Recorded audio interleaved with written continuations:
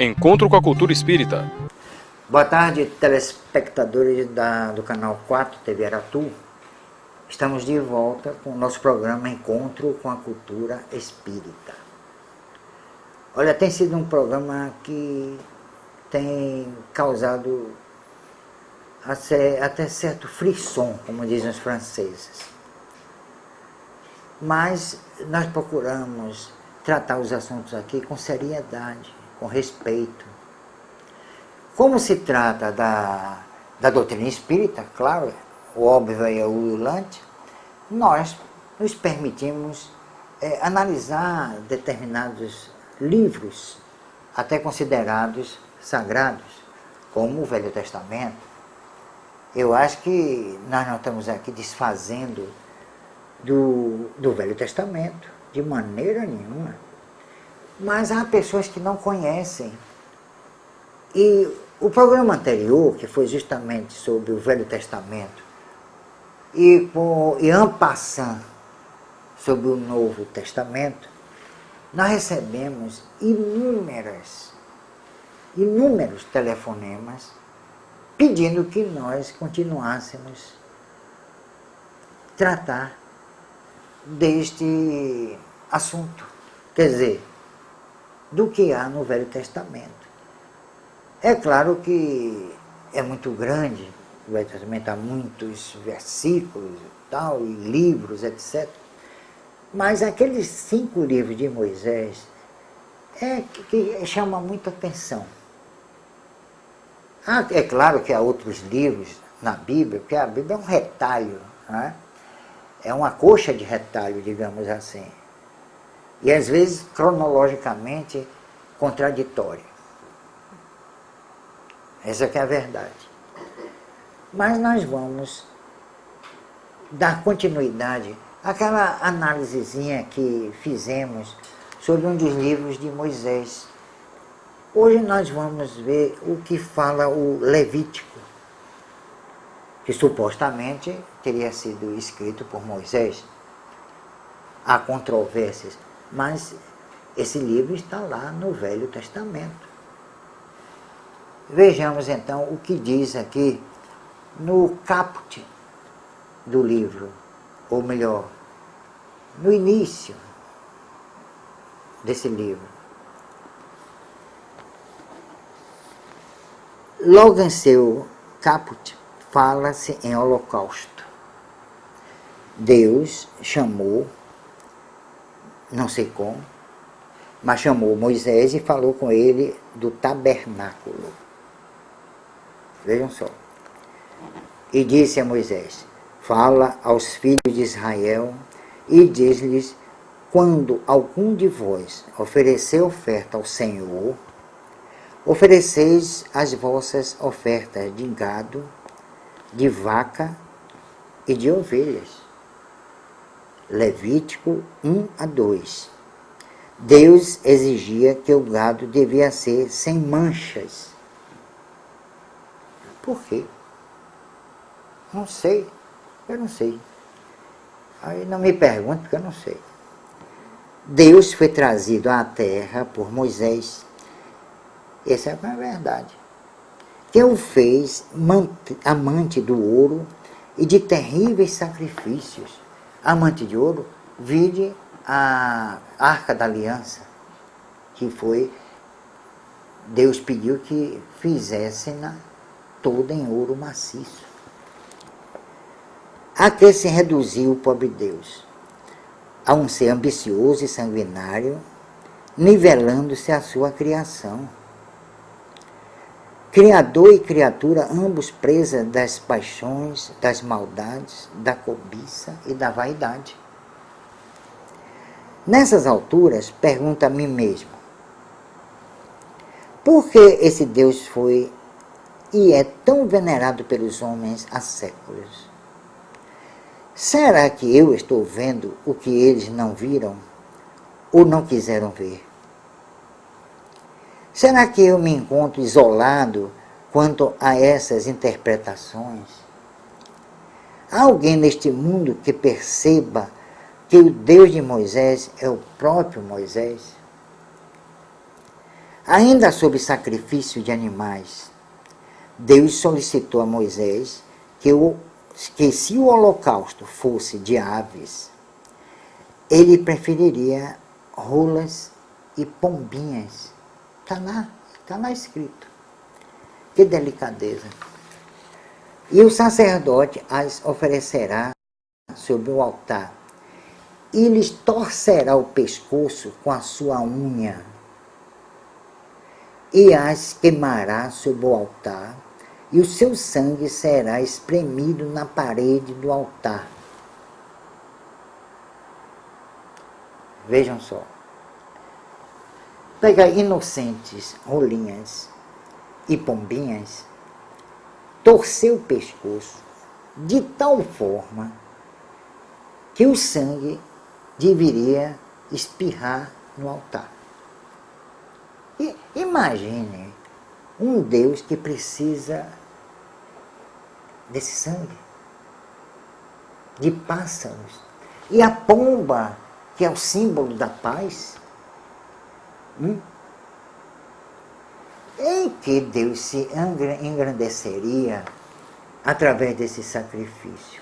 Me responda, por favor. Eu não estou aqui criticando, nem desfazendo de nada, porque tudo isso está na Bíblia. É porque muita gente não tem coragem de falar isso. Então eu não estou inventando, minha gente. Eu não estou condenando, longe de mim, eu não tenho essa autoridade. Eu só estou querendo mostrar a vocês que esse livro tão divulgado no mundo todo, já vertido para todas as línguas praticamente, best-seller, dizem ser o livro mais vendido no mundo, tem algo dessa natureza. Deus exigindo sacrifícios de vacas, ovelhas. Foi por isso que Jesus se revoltou quando ele no templo em Jerusalém viu passar animais para o sacrifício a Deus no fundo do sinédrio. E Jesus se revolta com isso. Jesus não admite de maneira nenhuma que se sacrificasse animais em honra a Deus. Vejam só. Quer dizer, o povo hebreu estava se comportando como os povos mais primitivos se comportavam à época e até antes dos hebreus. Então isso é para que a gente medite. Quem é o verdadeiro Deus? Será este? Meu Deus não é assim. E eu tenho certeza que o de vocês também não. Vamos ao intervalo.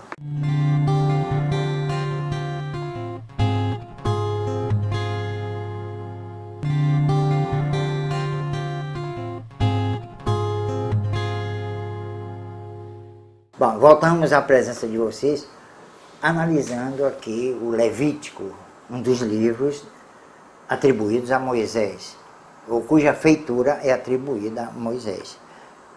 E pelos diversos versículos do Levítico, os sacrifícios se sucedem. São os sacrifícios pelos erros dos sacerdotes, pelos erros do povo, pelos erros de qualquer pessoa, pelo sacrilégio, pelos pecados e ignorância, sacrifício pelos pecados voluntários, haja sacrifício. Mais tarde desponta o sacrifício de Nadab e Abiú, filhos de Arão, mortos, carbonizados no altar dos holocaustos. Minha gente, sacrifícios humanos.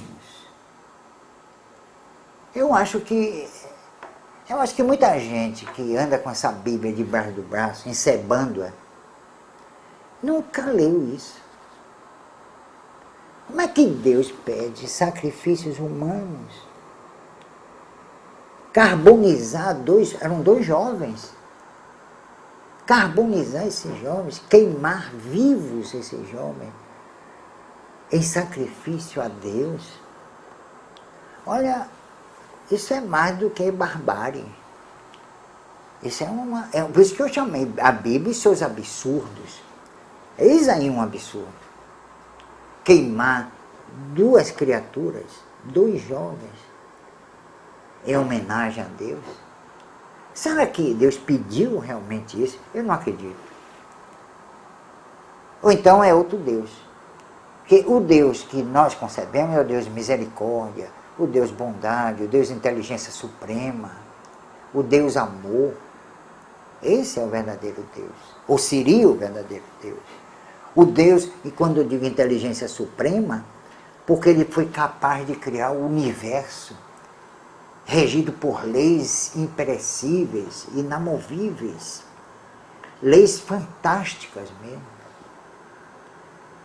Então esse Deus assim, cósmico, cientista, sei lá, o físico de todos os físicos, iria se satisfazer com sacrifícios de animais, de seres humanos, até mesmo alimentos, frutas, por exemplo, punham no altar.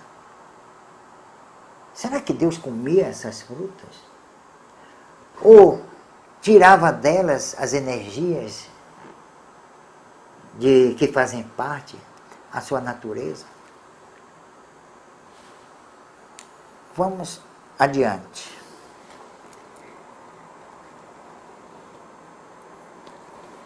Mais tarde, como eu disse, desponta o sacrifício de Nadab e Abiú, mortos carbonizados no altar do holocausto, ou dos holocaustos.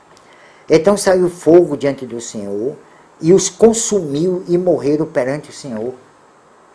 Quer dizer que foi uma espécie de lança-chamas, que saiu do Senhor, ninguém sabe como, não explicam, e carbonizou os rapazes, os jovens. Olha, não sei não, parece que é coisa de doido isso. Isso não é certo. Tenha paciência, me desculpem aí os que professam certas doutrinas e que têm como fulcro, como base o Velho Testamento. Vocês me perdoem, mas eu não me conformei com isso. Eu tenho esse direito. Nós vivemos numa democracia. Nós temos direito de opinar sobre os absurdos que chegam ao nosso conhecimento. E este é um dos absurdos. O que lucrou Deus com o insano sacrifício dos jovens Nadab e Abiú, sobrinhos de Moisés? Os judeus foram séculos mais tarde queimados em holocausto nos campos de concentração nazista durante a Segunda Guerra Mundial. Será que houve aí aquilo que Jesus até condenou, olho por olho, dente por dente? Ou seria uma consequência natural dentro do que preceitou a lei de causa e efeito? Todos sabem o quanto os judeus, coitados, sofreram, passaram por um transe assim, né, de absoluta insanidade por parte dos nazistas. Será que houve alguma ligação entre essa carnificina toda, fora outros crimes até beirando ao genocídio? E Deus dizia até, passe a fio de espada tudo que respira. Matavam todos, até animais. Será que há alguma ligação entre o holocausto nazista e esse holocausto citado no Levítico? Será? Eu não posso afirmar nada. Eu estou perguntando, eu estou em dúvida. Mas tudo leva a crer que há qualquer relação entre esse holocausto do tabernáculo e o holocausto dos nazistas. Não sei, é apenas uma especulação. Eu não posso afirmar nada. Mas, como eu disse, há alguma coisa ligada entre os dois holocaustos. É uma suposição. Mas vamos adelante.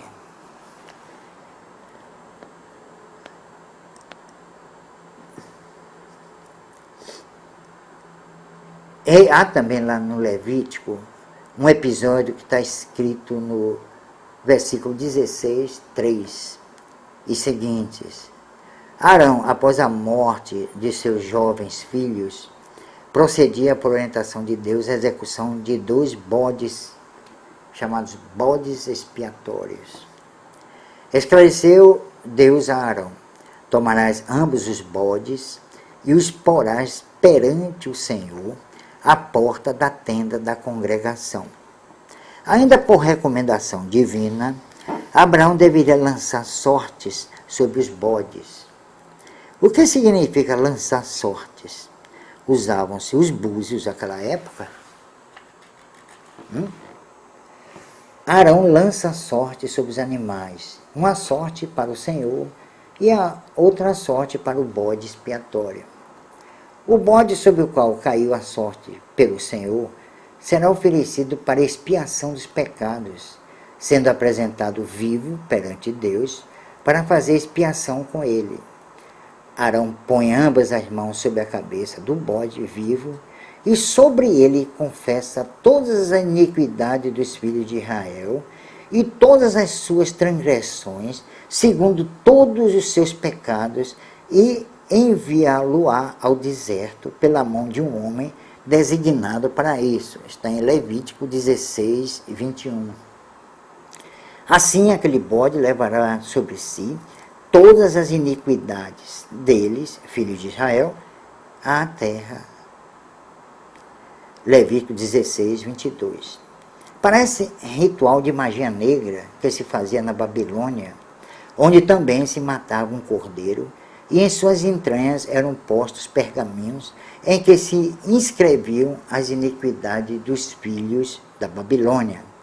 Daí aquela expressão astutamente adaptada: Cordeiro de Deus, o bode de Deus, que tirar os pecados do homem. Vamos ao intervalo.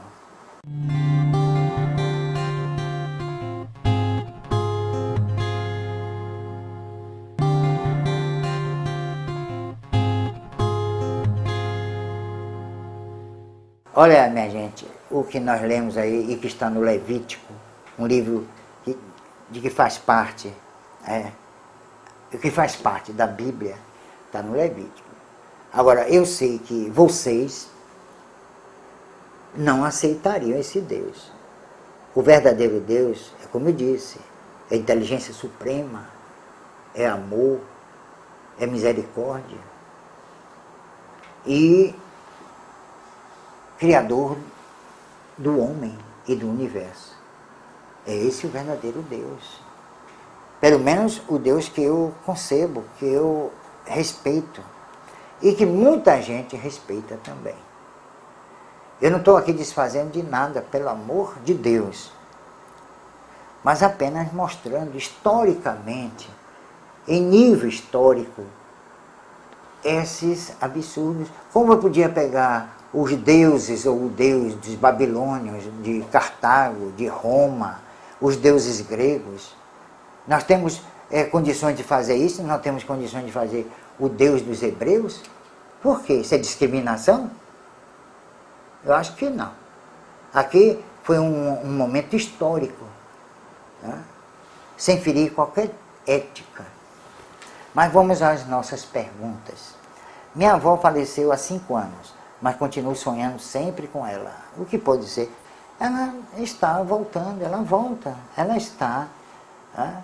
Na verdade, não são sonhos, é a realidade. Ela vem à sua presença. Não creio que Jesus tenha pedido a Judas que o entregasse. É contra o bom senso. Exatamente, é contra o bom senso. O que são os chakras e qual a sua relação com as doenças? Olha, os chakras são centros de força. São 7 chakras principais. O coronário, o laríngeo, o cardíaco, o mesentérico, o esplênico e o básico. O básico é ligado aos órgãos genitais. Nós voltaremos a falar sobre isso num próximo programa. Nós vamos esmiuçar isso para você, Joseval. Sou muito ciumento e creio que algum espírito possa estar me incentivando esse sentimento. O que fazer para evitar? Bom, o negócio é tentar se controlar, orar muito. Apareça lá no Teatro Espírita Leopoldo Machado. Não há nada... Olha, agora vamos à nossa creche. Nós estamos mantendo essa creche com a ajuda de pessoas realmente generosas, bondosas, e são quase 30 crianças absolutamente carentes e que precisam de ajuda. Elas vão pela manhã e saem à tardinha. Há crianças cujos pais moram na rua, não tem nem casa, são sem teto. E essas crianças se alimentam, tem o café da manhã, tem o lanche, tem o almoço, e são bem tratadas, né, pelas pessoas que trabalham na creche, muito bem tratadas, com todo carinho, com todo amor. Então essas crianças são mantidas pelo Teatro Espírita Leopoldo Machado e por doação de criaturas, de pessoas realmente interessadas em fazer o bem, sem alardes, sem oba-oba. Elas fazem assim, como Jesus recomendou, sua mão direita não sabe o que a esquerda faz, ou vice-versa. E a nossa livraria está lá, à disposição de vocês. Apareçam.